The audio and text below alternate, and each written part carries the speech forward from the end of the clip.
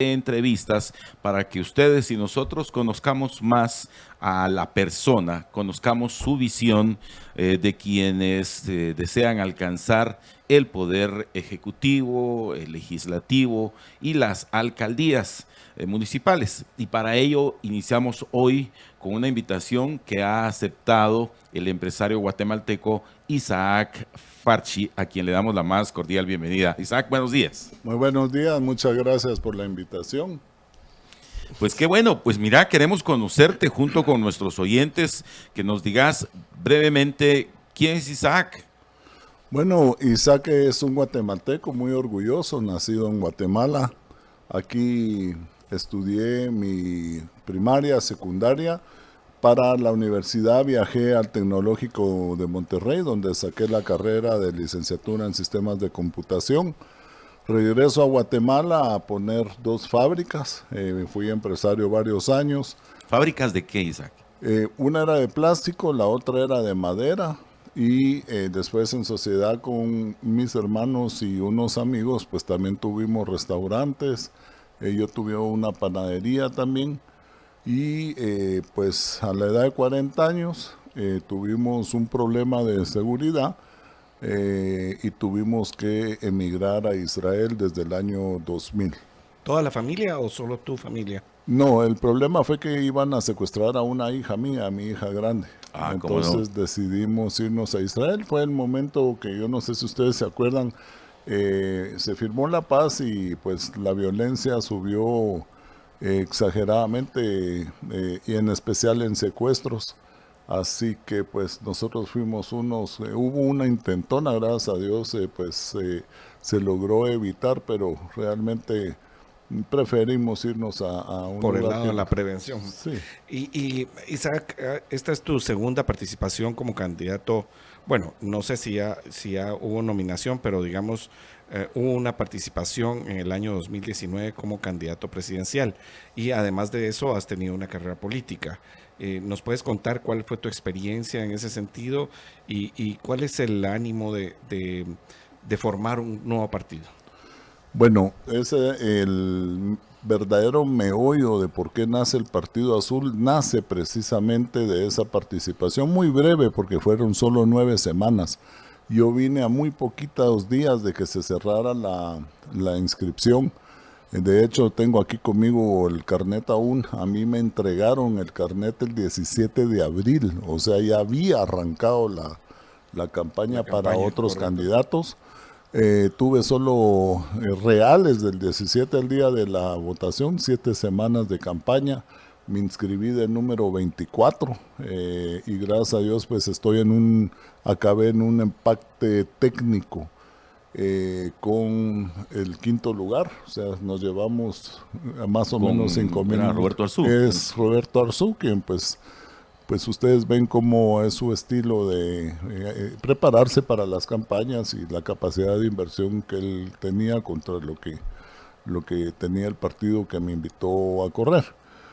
Cuando acaba la campaña, varios partidos me llamaron. Número 1, pues traté de arreglar con el partido que me había invitado, que era el Partido Viva, y pues no logramos llegar a un acuerdo en las bases y decisiones que yo quería tomar para arreglar lo que yo había detectado que no estaba correcto.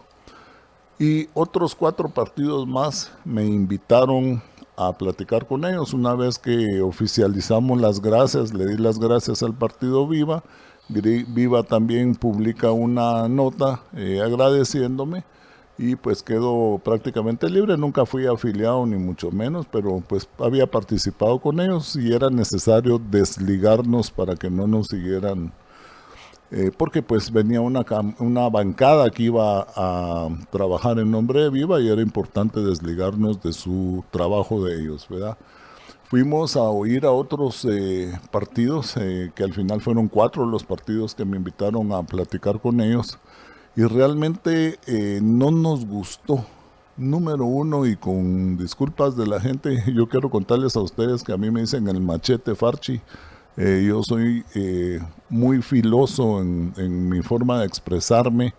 Les digo a todo el mundo, para que no se ofendan conmigo, que yo no soy políticamente correcto.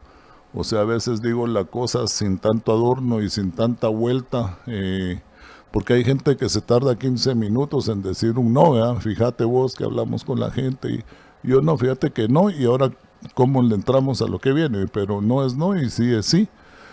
Pero no me gustaba la gente con la que me estaba juntando, no me agradaba sus propuestas. Les voy a decir la más extrema para que se den cuenta. Llegué a uno de estos partidos y me dicen, mira Isaac, queremos que lideries al partido, pero ya tenemos van de diputados, estamos hablando en el 2019, me están hablando lo que va a pasar ahorita en el 2023, pero en aquel entonces era dentro de 4 años. Sí. Y ya tenían dado los puestos, ya tenían repartido el pastel, hasta este partido, el último que les estoy contando, ya me dijeron, y el Ministerio de Caminos y el de Desarrollo es nuestro también. Entonces me puse a pensar, yo lo que quieren es un títere, un monigote, alguien que ponga la cara para que ellos sigan haciendo lo que están haciendo. Sacamos números, nos dimos cuenta que en Guatemala han gobernado más o menos 30,000 personas del 95 para el 2019 y que no podía ser que en 17 otros millones de habitantes que tiene el país no hubiera gente buena. Así que decidimos hacer el Partido Azul. Salimos en plena pandemia a trabajar, a adherir. Y bueno, bendito sea Dios, con mucho trabajo fuimos encontrando a uno por uno de los integrantes del partido. Logramos los 30,000 adheridos. Después seguimos afiliando. Hoy en día estamos arriba de los 142,000 afiliados. Hicimos nuestra asamblea de nacimiento el 15 de mayo de este año 2022 e inmediatamente empezamos la segunda vuelta, que era las asambleas de postulación. Para el 4 de diciembre hicimos la asamblea nacional, donde pues se me postuló ya como candidato con mi binomio como los candidatos para correr por el Partido Azul en la presidencia y vicepresidencia, y postulamos también varios listados de departamentos que no son legales, listados de diputados. Hoy en día terminamos nuestras 25 listas. A veces la gente me dice, ¿por qué 25 listas? Son 22 departamentos. Guatemala como ciudad se llama Distrito Central, es el distrito número 23 de votación, y el Parlacén y el Estado Nacional conforman los 25 listados de diputados. Nosotros nos pusimos una norma, que era que no íbamos a aceptar diputados en funciones, ni alcaldes que estén actualmente en funciones. Y gracias a Dios lo cumplimos. Automáticamente pues tuvimos mucha gente precisamente que están en el Congreso y que están en las alcaldías, pues que automáticamente le caímos mal, porque obviamente se acercaron a hablarnos y en base a esta disposición que tomamos no los podíamos aceptar. Y hoy con mucho orgullo les puedo decir que todas las 25 listas no llevamos un solo diputado que está actualmente en el Congreso. Y después de 201 postulación municipal que llevamos 0 alcaldes en funciones y no vamos a llevar. Isaac, yo también te pregunté acerca de tu vida política anterior. Tú fuiste diputado al Congreso de la República por el Frente Republicano Guatemalteco, el FRG. Sí. ¿Nos puedes contar acerca de esa experiencia? Sí, a mí estando en el PAN, porque yo estuve en el PAN, era el secretario nacional de análisis y logística y era parte del comando de campaña. Cuando acaba la campaña, como al año me llamó Harris Whitpick y me habló y me dijo, mira Isaac, necesito que nos diseñes una campaña para nosotros. Más o menos yo había hecho eso en México porque tuve la suerte que cuando estaba en el tecnológico me tocó vivir de lleno la campaña de Miguel de la Madrid. Y entonces vi cómo se organizaban. Yo estuve en el grupo de personas que en ese entonces empezaban a salir las computadoras que ya no eran terminales tontas, como se dice, que solo te llegaba el teclado y la pantalla y después la memoria estaba en otros lugares, sino que ya ya cada computadora era inteligente. y me tocó estar en el grupo que ayudó a computarizar el PRI, con el cual corrió Miguel de la Madrid. Pues ahí aprendí toda la tecnología y la forma de hacer campañas. Entonces, cuando Harris Whitpeck me pide que yo les diseñe su campaña y me hago cargo del comando de campaña, Gabriel Orellana tuvo un problema con su mamá de salud y no iba a poder ocupar su curul. Dicho sea de paso, me gustó la gente que rodeaba la cúpula del FRG. Estaba Arturo Soto, Gabriel Orellana, Harris Whitpeck, el licenciado García Bravate. Estaba lleno de gente muy buena y profesional. Y entonces, sorpresivamente, un día me llamó Harris y me ofreció la primera casilla que ocupaba Gabriel Orellana y que no la iba a ocupar. Y es así como llego al Congreso. Sin embargo, yo no estaba afiliado al FRG. Y pues si ustedes se acordarán, a mí me nombraron non grato, porque el FRG empezó a no apoyar algunas leyes y nos obligaban a salirnos del hemiciclo para dejar sin votos o dejar sin quórum el Congreso. Y yo no hice caso a varias de ellas. Las tres más relevantes y que yo firmé eran la ley de concesión de 4 nuevas bandas para los teléfonos celulares. Si ustedes se acuerdan, Comcel en aquel entonces era la única empresa. Si llamabas te cobraban, si te llamaban también te cobraban. Si entraba tu buzón de voz te cobraban. Sí. Y te cobraban todo el minuto, no te cobraban los 5 segundos. Correcto. Y entonces yo sí me quedé adentro del hemiciclo a votar a favor. Me hablaron, me dijeron, mira, esta es una victoria. Le dije, no, esta es una victoria del país, no es una victoria del partido que está gobernando, la victoria es de Guatemala. Bueno, vino la ley de electrificación y exactamente la misma historia. Y aparte se puede corroborar con los archivos del Congreso quienes no estuvieron presentes en la votación y quien sí firmó la ¿cómo se llama? Y también ellos se salieron. Yo me quedé a votar en favor de que varias personas privadas pudieran producir electricidad y usar las líneas del INDE como los transmisores, donde se tiraba la energía producida por estos privados. Y entonces cuando viene la tercera ley, que no hice caso de salirme, que fue la de impuestos sobre la renta, al día siguiente me enteré por los medios que me habían nombrado non grato. En el partido. En el partido. Entonces me nombraron non grato, pero no me echaron. Yo quiero contarles que creo que fui el único diputado que nunca viajó. Y eso lo pueden también corroborar Nunca tuve una secretaria, nunca tuve un asesor, no tuve ningún chofer. Y ahí están los archivos del Congreso para que lo corroboren. Y pues me nombran non grato, pero realmente no me expulsaron, porque cuando llega el mes resulta que me siguieron descontando el aporte al partido y fui a tesorería y les dije, ¿qué es esto, muchachos? Sí, pues usted sigue en el FRG. Y entonces fui y renuncié para no seguir apoyando. Y pues como les digo, para mí yo estaba trabajando y acepté el cargo por Guatemala y no por un partido. Un partido no tiene que ser cremas contra rojos. Está bien que seamos rivales políticos, que tengamos formas diferentes de ver la política, pero lo que no podemos ir es en contra de Guatemala. Y si estamos teniendo una ley que beneficie a Guatemala, tenemos que apoyarlos todos sin tener color de camiseta. En ese momento todos nos tenemos que poner la camiseta de Guatemala. Yo me la puse. Hoy en día hay 2 candidatos o 3 que no han apoyado este tipo de ¿cómo se llama?, de leyes. Están los registros del Congreso. Yo demostré en esos 4 años que estuve en el Congreso que yo trabajé por mi país. Interesante esa parte, y de eso se trata, estimados amigos, porque al final son ustedes, los ciudadanos, quienes tienen que conocer a todos y cada uno de los candidatos.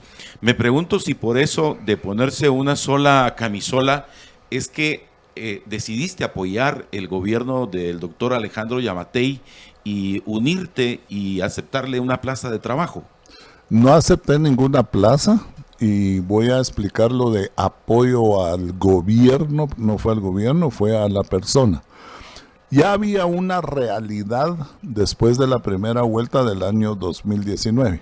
La realidad era que el partido UNE había ganado 52 diputaciones. Eso ya no era una suposición, eran números reales. Eran los datos. Ajá. Aparte, todo el mundo sabía sobre la injerencia fuerte que tenían en las cortes, injerencia fuerte que tenían en cortes, en los tribunales.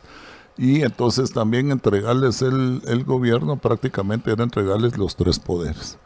Entonces yo sí me tomé el tiempo de leer las dos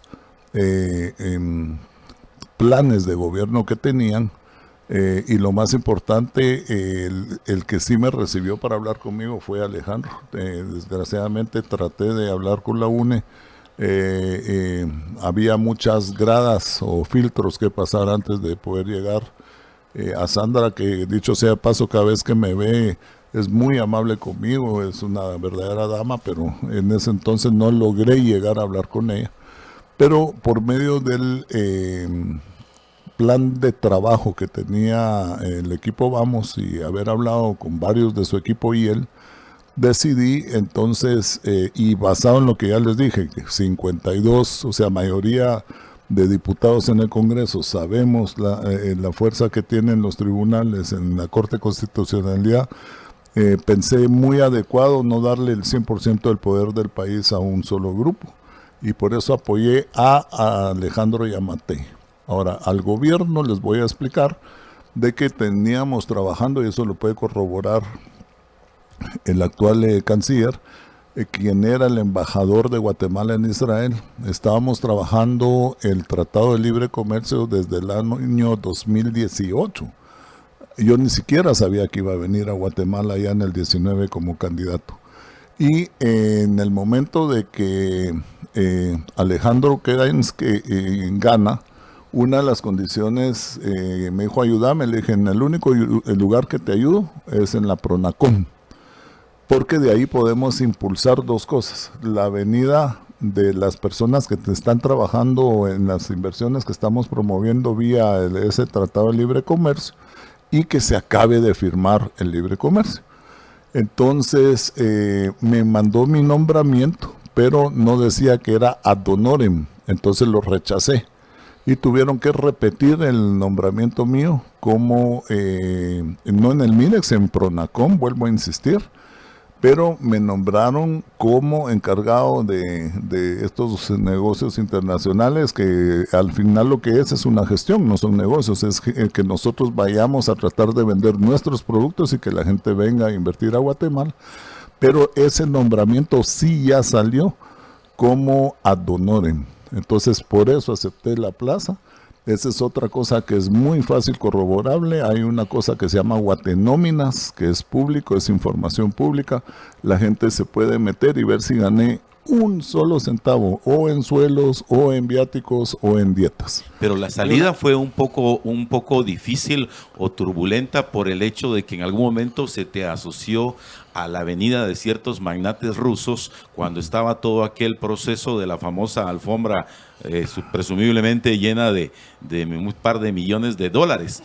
Y en ese proceso haces una renuncia pública, me recuerdo aquí nomás, cercano a un hotel aquí de la capital, en zona 10, en el cual dijiste, me voy. ¿Cómo surgió ese proceso y por qué se te vinculó a ese caso? Número uno, surgió de un chisme que hizo el periódico. Hoy en día todo el mundo sabemos dónde está la persona que pues dirigía toda esta clase de campañas, que la aprovecharon gente de la UNE, que hoy están siendo expulsados de la UNE y formaron otro partido. Específicamente Carlos Barreda fue el que encabezó este movimiento con Orlando Blanco. Mi pregunta al millón es si tenían tanto el periódico como los diputados las pruebas, ¿por qué no hay una sola denuncia en el Ministerio Público contra mí? Yo renuncio, les voy a explicar por qué. Porque me agarraron de chinchín a mí.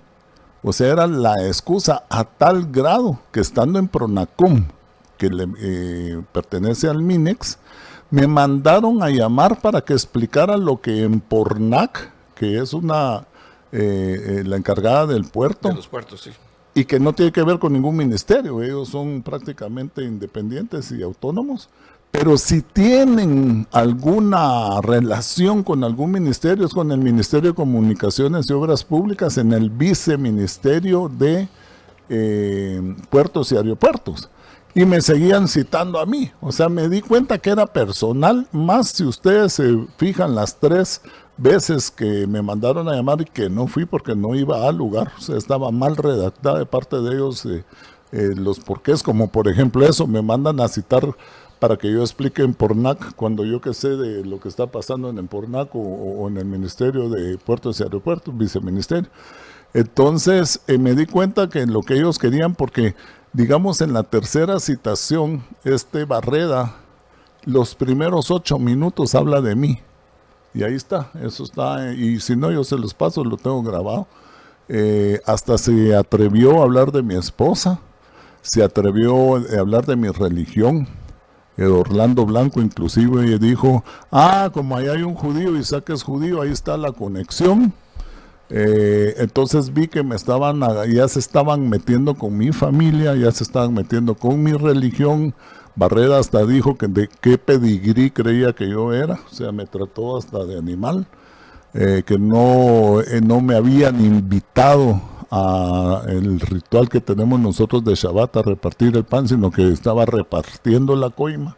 Se metió con mi esposa, y entonces para mí alguien que se mete, no conmigo, yo puedo entender tener rivales y hasta enemigos, pero alguien que se mete ya con mi familia y mi religión, ese sí se vuelve para mí, como un palestino, se vuelve un enemigo. Es alguien que me está atacando para golpearme.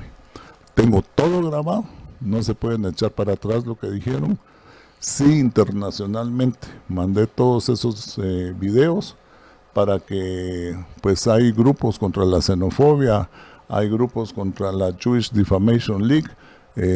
Ellos querían como ligar el hecho que yo era judío e israelí al hecho de que estos rusos habían venido, que sí conocí a 2 de ellos esa noche, que todavía no era yo, todavía no me habían nombrado para ayudar en la Pronacom. Yo nunca los conocí.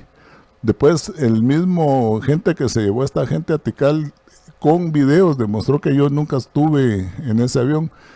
Jamás fui hablaban de creo que sí, Palopó, una cosa así en Atitlán. Jamás estuve, el mismo ministro Maluf lo decía, él no estuvo.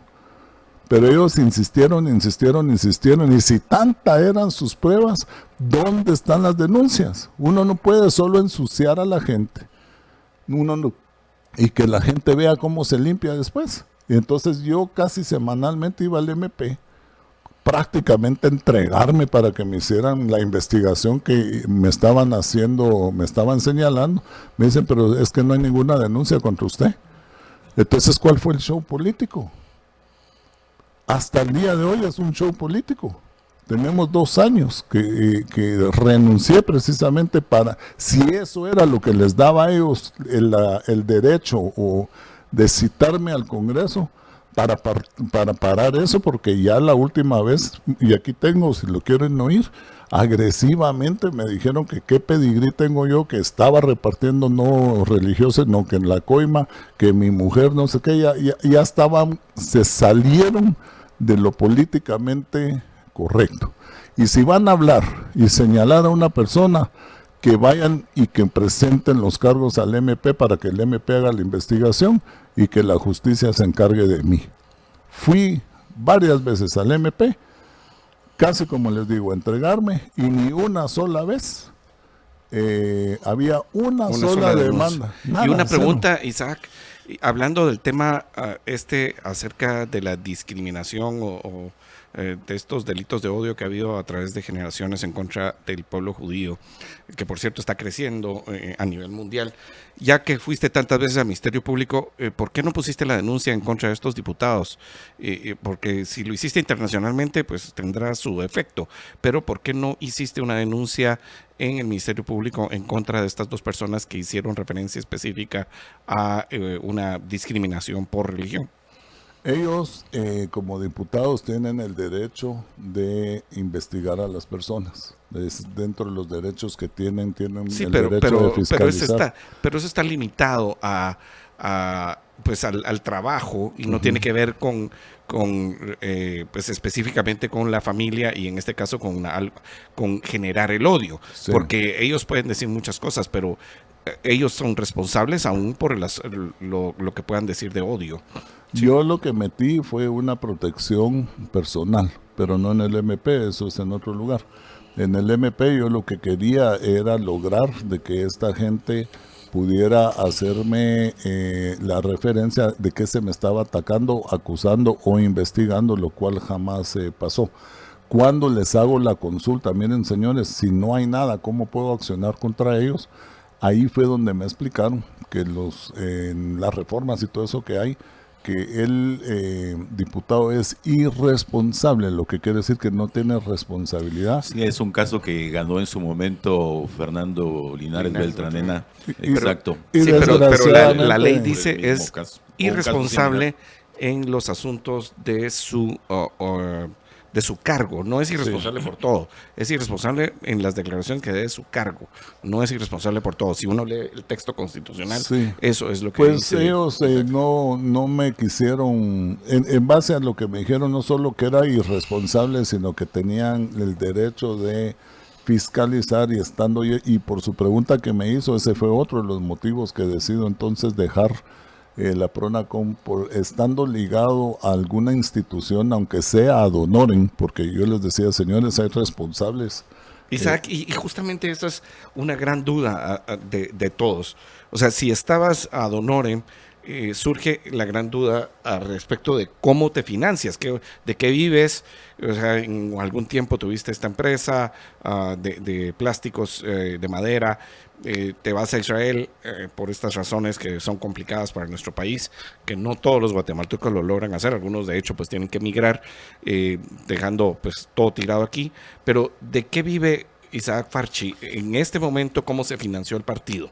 Vamos a dejar esta pregunta, solo tenemos un compromiso con nuestros estimados amigos oyentes. Hemos estado 26 minutos de corrido, no se siente, ya vamos a terminar. Miren ustedes, estamos platicando hoy con el candidato presidencial Isaac Farchi en este proceso en el cual queremos pues conocerlos más. Cuando regresemos vamos a retomar de qué vive, de qué ha vivido, de qué vivirá Isaac Farchi. Ya regresamos.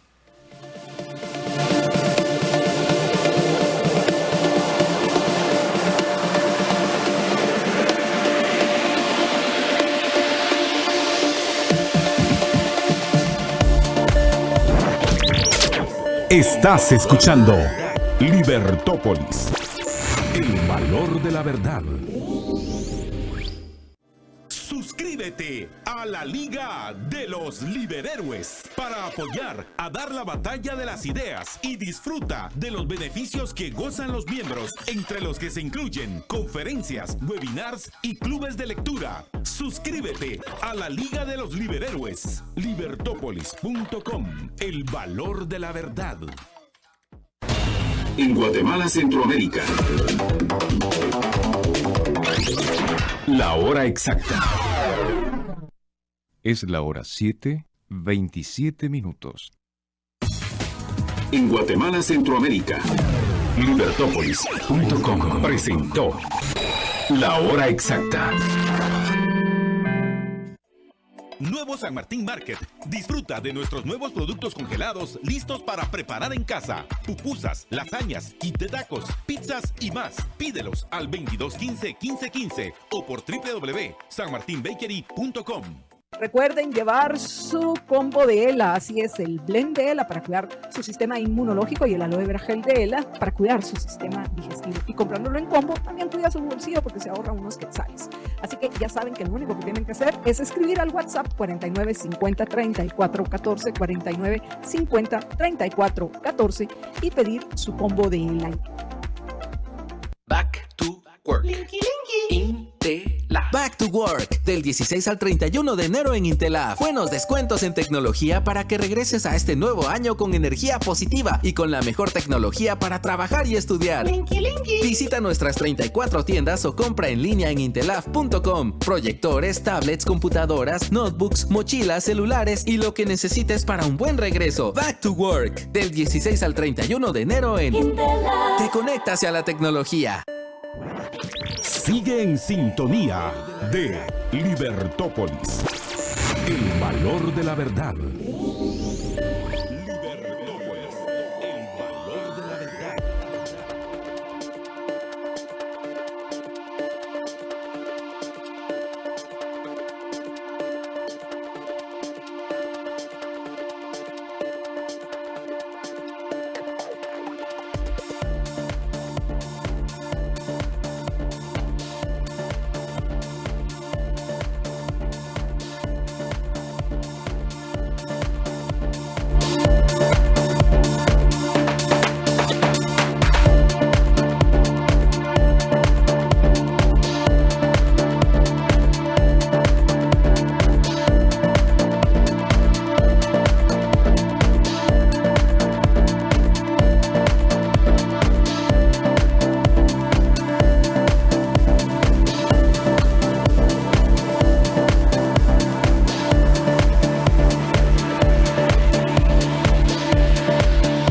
Estamos ya de regreso con todos ustedes, agradeciendo la sintonía tan amable a través del 102.1 en la frecuencia modulada en FM Plus y también a través de todas las redes de Libertópolis por la mañana.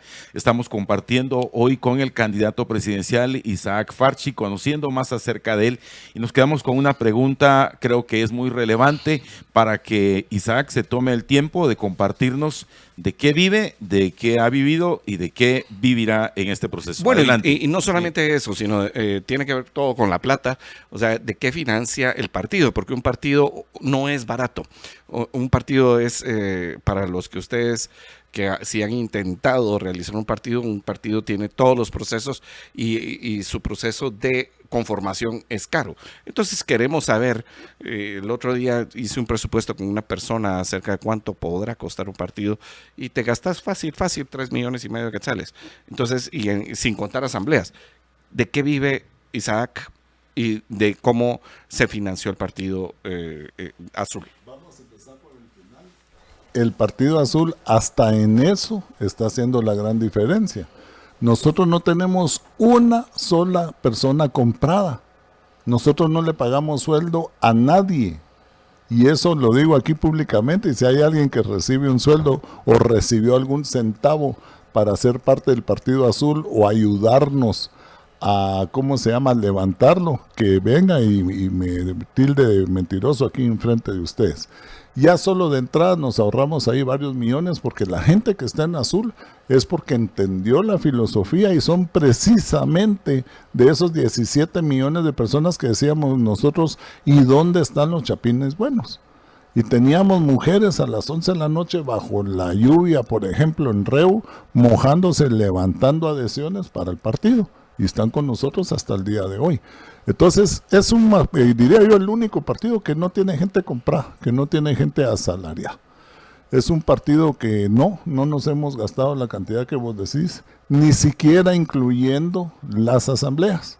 No llegamos ni a la mitad de lo que vos decís. Y está todo reportado, nosotros sí hicimos nuestros reportes. Todo está reportado en el Tribunal Supremo Electoral. Y esa parte es información pública, la pueden ir a sacar ustedes mismos.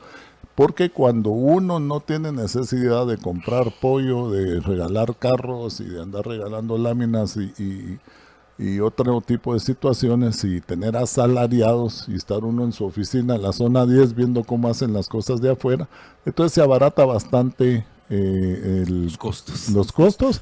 Y quiero aprovechar para decirles, llevo 56 giras al país sin usar un solo kilómetro por helicóptero. Todo lo hemos hecho por tierra.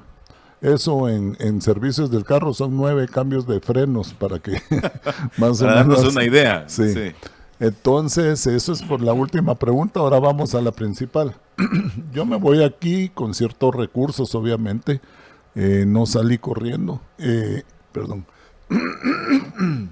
Mis fábricas se quedaron abiertas, la panadería se quedó abierta y poco a poco se fueron cerrando las fábricas. Pero cuando yo llego a Israel no habíamos ni desempacado y yo ya tenía mi trabajo en el centro de investigaciones del hospital más grande del Mediterráneo que se llama Shiva Medical Center y tenía un salario de lujo porque pues llegué como asalariado y ahí se me empiezan a abrir las puertas al mundo. Al año y medio de estar ahí, me mandaron por primera vez al África, a un país que se llama Guinea Ecuatorial, que les tengo que confesar, yo no sabía y no entendía por qué me estaban mandando si yo era de los nuevos, digamos. Y resulta que Guinea Ecuatorial es el único país africano que habla español. Pero hablan español de España, así, bienvenido, Castizo. joder, ¿cómo está? Y entonces, Oye, tío. sí, fue muy simpático, la verdad, una experiencia magnífica. Ahí diseñamos y construimos 2 hospitales que contrataron a Israel para hacerlo. Empiezo a replicar modelos israelíes de salud. Trajimos 50 enfermeras de Guinea Ecuatorial a Israel a ser entrenadas ahí. Trajimos doctores de argentino a Israel en lo que se construían los hospitales también a ser entrenados ahí. Y después la vida pues me fue premiando, Dios me fue bendiciendo. Me tocó ir a Nigeria. Ahí hice no solo situaciones de salud, sino que también un senador que se llama Suleiman me contrató para situaciones agrícolas. Luego en Ghana se replica lo mismo y he estado en Tailandia, trabajé digamos la parte de salud en el Hospital del Rey que se llama Samitibej en Tailandia, en 2 países post-comunismo como son Bulgaria y Latvia también trabajé y poco a poco me fui metiendo a lo que se llama el turismo médico, que es traer a gente, así como aquí en Guate y estos países de aquí, pues la costumbre es ir a Houston o a Estados Unidos. En aquel área de ahí, el país referente en medicina es Israel. Y entonces empecé a tener muchos clientes que llegaban a turismo médico a Israel y formé la empresa Israel Health Services de turismo médico, que dicho sea de paso, pues a tu pregunta de qué me mantengo, el 40% de la facturación del año 2018 a Shiva lo hizo mi empresa. Y son negocios que de verdad generan mucho producto. Tuvimos un año malo, que fue el 2020. Con el tema de la pandemia. Sí, y no dejaban entrar gente, nos dejaron entrar 4 casos por lo que se llama medicina compasiva. Y había fallado todos los tratamientos en todos lados del mundo y logramos, vía las embajadas, que les dieran permiso de venir a los... lo que hay en Israel experimental, ¿verdad? Para darles una ventana de vida a esta gente y no cerrarles la puerta. Y pues con 2 de ellos tuvimos éxito, están vivos hasta el día de hoy. Pero yo trabajé mucho en todos estos 20 años. Dios me bendijo con muchas oportunidades, también de seguridad, también de agricultura, salud, educación, infraestructura. Yo ya lo he hecho. Y eso fue lo que cuando aquí se da la oportunidad de que yo participe, yo dije yo sí puedo. Y ahora quiero ligar eso con lo que les conté. Cuando fui a los otros lugares y miraba la improvisación que me decían los partidos, mira, solo que tal ministerio es nuestro y tal ministerio son nuestros y los diputados ya están puestos. Y entonces dije yo, pero ¿y con quién voy a gobernar? Y entonces, con mi experiencia de cosas que ya he hecho, no es de que lo vi ni en el History Channel, ni fui en Estados Unidos y se me dio la buena idea de lo que... No, yo lo he vivido de adentro, yo he replicado esos modelos en muchos países del mundo, 9. Ahí es donde digo, yo sí puedo, tengo la experiencia para hacerlo. Pero regresando a tu pregunta, Dios me ha bendito siempre. Yo mi primera fábrica la abrí a los 24 años. Y en Israel pues me bendijo y siempre tuve magníficas oportunidades de trabajo y la empresa que la manejé también con mis hijos y hasta el día de hoy recibimos pacientes, llegó a facturar hasta el 40% del turismo médico de Israel. Okay. Yo quiero hacerte una pregunta y tú decides si me la contestas o no. y que tiene que ver directamente con tus creencias. Como sabrás, nosotros somos un pueblo eminentemente judeocristiano. Desde los inicios, o sea, desde nuestros colonizadores, el proceso que llevamos, y en la actualidad hay mucho sincretismo. Yo quisiera preguntarte respetuosamente, ¿ejerces algún ministerio, si se puede decir, como pastoral dentro de tu fe, o solo eres un miembro que se congrega dentro de la misma? Sí, yo realmente les quiero contar que para lograr ser rabino o algo así, casi que uno tiene que nacer dentro de ese ambiente. Por ejemplo, en Israel hay colegios especiales que entra el niño desde los 4 o 5 años a estos colegios religiosos y se va formando como tal, como rabino. Como el concepto de un seminario, digamos, para la vida eclesial aquí. Así es. Okay. Pero allá desde que son chiquitos, estamos hablando niños de 5 o 6 años, ya los están formando en estos colegios.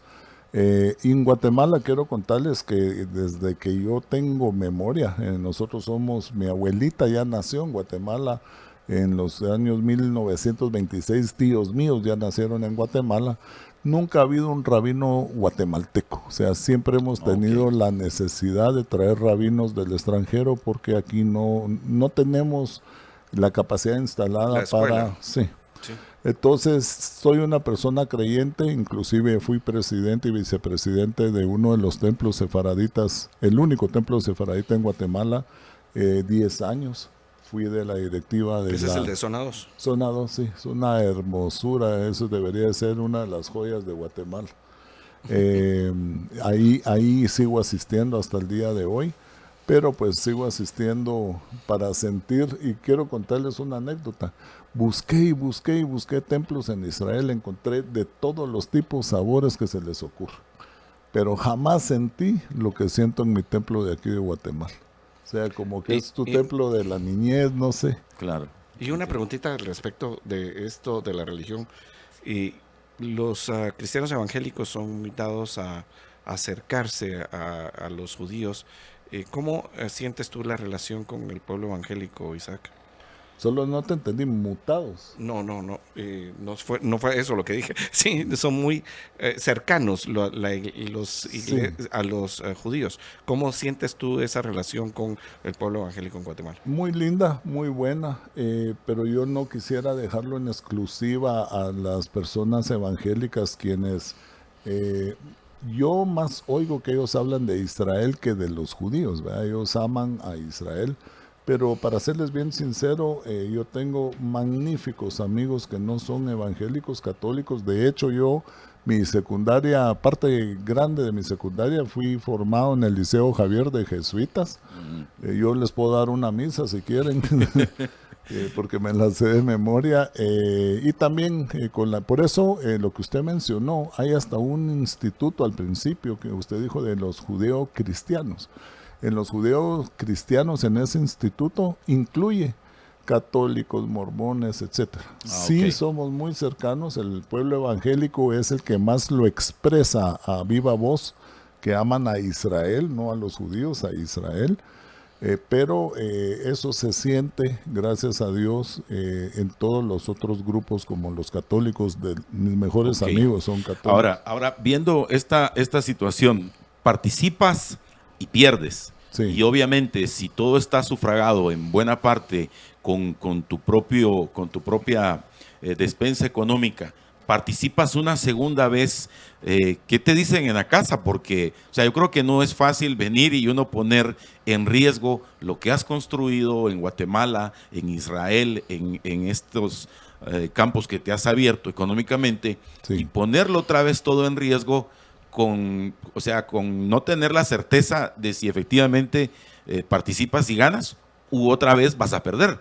Ok, dividamos en dos. Yo en la primera campaña no puse de mi peculio nada más que para mantenerme yo mismo. O sea, el partido era un partido que ya estaba funcionando, había pagado su propia propaganda, era un partido hecho y derecho. Yo vengo y sí, me patrociné la casa que alquilé, la comida que me comía y hasta ahí. Okay. En este partido, por favor, recuérdense que no... Porque esta ya es una creación de ustedes, una creación tuya. Sí, pero hay todo un comité ejecutivo que lo conforman 24 personas. Hay un consejo político que lo conforman 12 personas, un tribunal de honor de 7 personas. Somos un grupo grande de gente que todos colaboramos, no todo, porque no quiero darme el paquete como que yo soy lo que precisamente estamos rompiendo, ¿verdad? Estamos rompiendo eso de los cacicazgos en los países, en los partidos, perdón. Yo no soy el cacique del partido, yo no soy el dueño del partido. Habemos un grupo arriba de 60 personas y todos colaboran. Por ejemplo, lo que tú hablabas de las asambleas, cada quien pagó su hotel, cada quien pagó su gasolina, cada quien, o sea, no nos cobran a nosotros. Ayer en las páginas del partido pudimos ver, habían más de 49 grupos trabajando en todo el país. A nadie le dimos un solo centavo de viático. Y si se da, pues es compartido. Digamos, hay una cosa que sí fue muy grande, la asamblea. Esa asamblea, le pusimos la plata, tal vez unas 45 personas, en cada quien con lo que puede, pues no es que todo esté en mi espalda y no quiero dar esa imagen de ser el dueño y cacique del Partido Azul, no es así. Y se merecen honor y se merecen reconocimiento todas las personas que están al lado mío haciendo esto y están también poniendo el esfuerzo no solo económico, sino que de tiempo. En mi casa, obviamente me apoyan porque saben que lo podemos realizar. Hablé con mis hijos, mi esposa y mi familia y pues pusimos, como quien dice, no estamos poniendo en peligro nuestra pensión de viejitos que ya la vemos cerca, ¿va? Ya en 10, 12 años. Yo ya tengo nietos, Dios me premió ya con nietos y pues algún día sí voy a querer estar con ellos y tener la plata pues para disfrutar con ellos. Pero sería muy injusto dar aquí la imagen que yo soy el Tarzán del partido y que yo soy el dueño del partido y que no es así. Hay mucha gente detrás de esto, mucha gente que ha creído en el proyecto y no solo en plata. Se dedican días enteros, fines de semana enteros. Yo he oído a gente que va conmigo en el carro o que estamos en meetings llamando a su esposa para desearle feliz aniversario. O sea, esos son sacrificios que la gente ha hecho para levantar el Partido Azul. Sí, entiendo esas situaciones. Solo para aclararle a nuestra audiencia, esta es la primera de muchas entrevistas que queremos hacer o de las que logremos hacer, porque como dijo Juan Francisco, hay algunos que posiblemente no quieran sentarse aquí y algunos que tal vez no logremos por temas de agenda o porque no consigamos los contactos. Haremos todo lo posible por traerlos a todos. No podemos preguntar acerca del plan de trabajo porque en este momento no se puede. A partir del 26 de marzo podremos preguntar acerca de los planes de trabajo. Estamos hablando de este mero proceso de las inscripciones y de lo que se ha venido realizando hasta el momento. Se nos está acabando el tiempo, Isaac, y yo quiero, ya no sé ni si cuál de las preguntas hacer.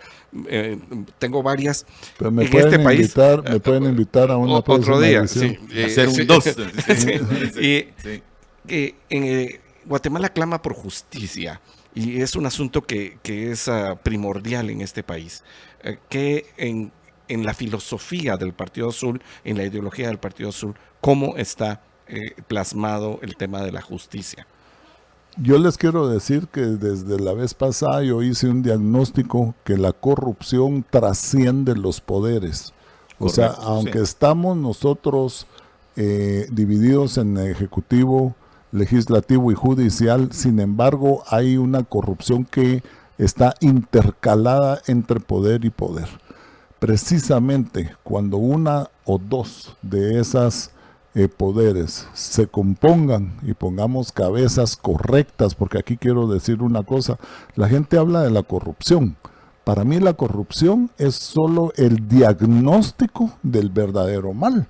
El verdadero mal son los corruptos, las personas corruptas que uno lleva. Porque yo no he oído a alguien que me diga, mira, yo era decente y entré al gobierno y no ves que me dio la corrupción, pues como que fuera el virus del COVID. Entonces me empecé a robar porque ahí me pegaron la corrupción. Eso no es así. Y de hecho en el gobierno hay mucha gente decente. Lo que pasa es que las cabezas, los directivos, lo que yo le llamo la primera, segunda y tercera capa que uno como gobernante debe de llevar, tienen que ser personas honorables, que fue lo que buscamos en estas 56 giras y tenemos con nosotros, las tenemos que preparar y ser nosotros mismos los que estamos con el ojo encima. Entonces, cuando 2 de las 3 poderes del gobierno los tengamos resuelto, mucho de ese calado corrupto que existe interpoderes va a mejorar el organismo judicial. Y sí, efectivamente tenemos nuestros planes, que ahorita pues no quiero echarme enemigos empezándolo a contar ni alertar a la gente, pero sí tenemos un plan bastante agresivo para hacer que la justicia en Guatemala sea justicia y que las personas corruptas adentro de ese sistema y de los demás poderes también paguen sus pecados. Me parece. Vamos rápidamente al encuentro con nuestros amigos del patrocinio. Ya regresamos.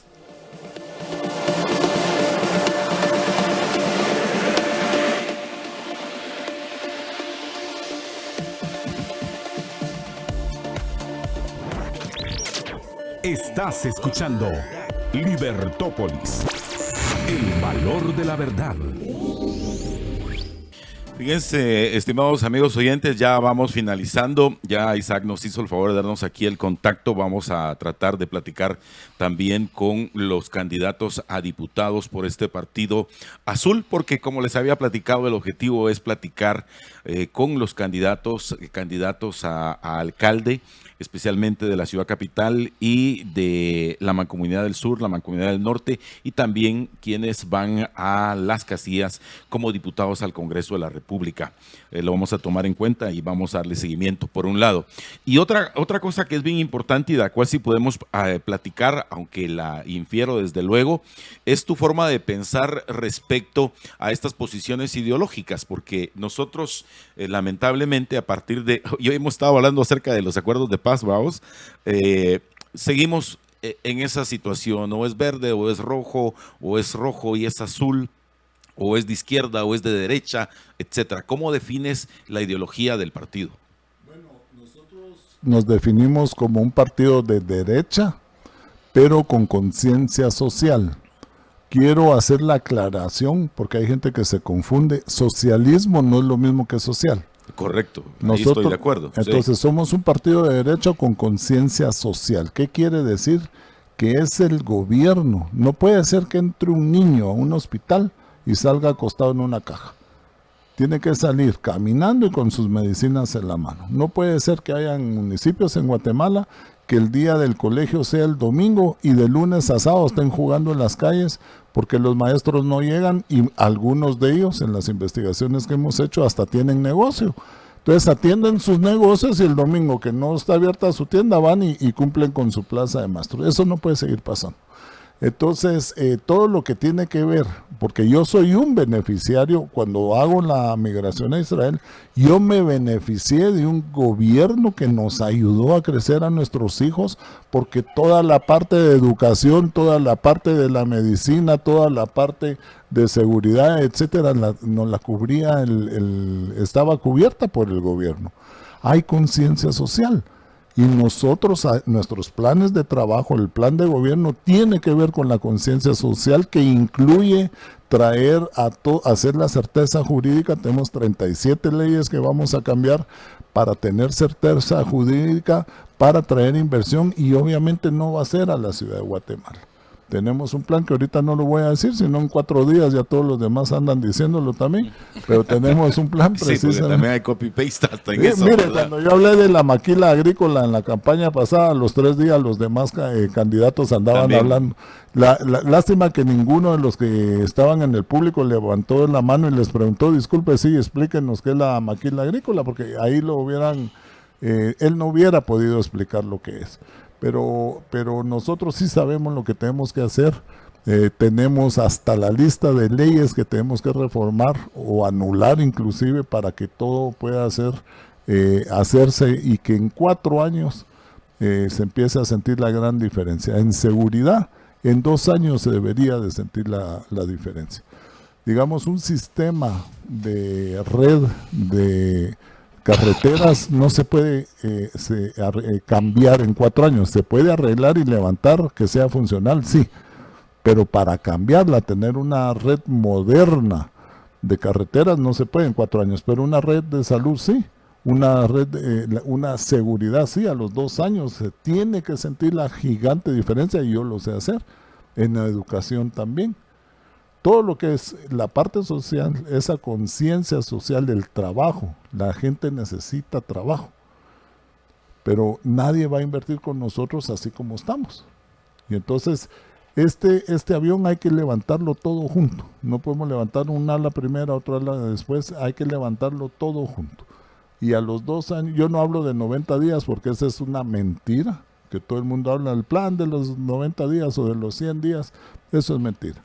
Pero a los 2 años se debe de sentir la diferencia en salud, educación, inversión, seguridad, etcétera. Ok, bueno, estamos en el minuto final. Por nuestros compromisos con nuestros amigos del patrocinio, a quienes les agradecemos abundantemente. Algo que quiero compartirles, estimados amigos oyentes, y mal haría en no decirlo, es que estoy agradecido por el equipo de comunicación y las personas que sirvieron de enlace para que el candidato presidencial Isaac Farchi estuviera hoy aquí con nosotros. Estamos ya haciendo la comunicación tanto a nuestra área administrativa dentro de Libertópolis, José Carlos y su servidor. Y sí, aunque no lo crean, también nosotros tenemos que pasar algunos filtros. Lo primero que se preocupan es quién los va a entrevistar, pues José Carlos y yo. Ya he visto usted que somos muy respetuosos en la medida de lo posible, y con las preguntas, muchas de las que ustedes muy amablemente también nos enviaron y nos participaron a través de los chats. Así que, y les recuerdo, continuamos para mañana. Mañana por la mañana vamos a tener a uno de los candidatos a presidente de la Junta Directiva del Colegio de Abogados y Notarios en el primer tiempo, y en el segundo tiempo tendremos también al candidato presidencial Edmond Mulet del partido Cabal, y también con las preguntas precisas, y así seguiremos a lo largo de la semana, tanto en este programa de Libertópolis por la mañana, al mediodía con Marta Yolanda y Jorge, y por la tarde-noche con todo el staff de locutores que tenemos. Así que, José Carlos. Primero agradecerle a Isaac Farchi por haber venido hoy a estar con nosotros. Vea que no nos macheteó, porque así sí, dijo, así ¿verdad? Dijo, o sea, el machete. Sí. Soy machete cuando hay que sacarlo. Sí. Sí. O sea, estuvo de plano. Lo agradecemos muchísimo que haya estado hoy con nosotros. En el segundo, como dijiste, primero y segundo tiempo, en el tercer tiempo nos vamos a trabajar por la libertad, y en los penales vamos a la familia. Pero usted, sí, seguimos protegiendo la vida, la libertad de la propiedad, seguimos discutiendo acerca de lo que hay que hacer con este país, y mañana, como decía Juanfra, los esperamos para esta siguiente entrevista. Muchas gracias, Isaac. Muchas gracias a usted. Muchísimas gracias, muy amables. Y a todos ustedes, por favor, en sintonía de Libertópolis, que son las ideas con valor.